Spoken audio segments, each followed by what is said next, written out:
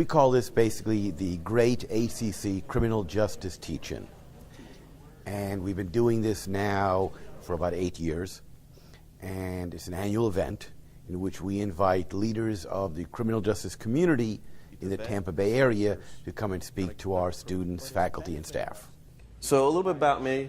A bachelor's degree in criminal justice from Central Florida.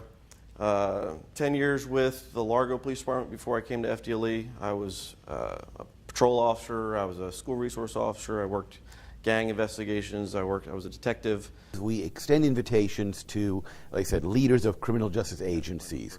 And we try to look at agencies in all aspects of the criminal justice system.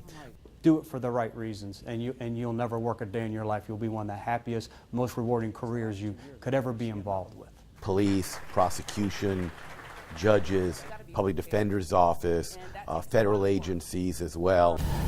I wanted them to have a better understanding of not just the Hillsborough County Sheriff's Office, but our vision of law enforcement services that we provide. A lot of people watch too many movies and TV shows and think that it's one thing, when in reality it's something different. It's not just putting bad guys in jail. Sometimes our minds are our biggest enemy, and our mindset on how we deal things with life.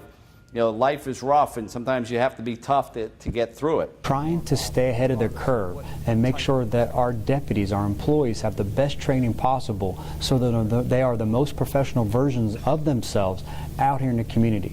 Our community expects it and demands it, and we're certainly up to the task. I'm hoping that they're going to take what I talked to them about, being conscientious and caring and doing the right thing and having a work ethic and showing them that, you know, they're going to have some adversity along the way in life and that they can overcome anything. We'll face more scrutiny than ever.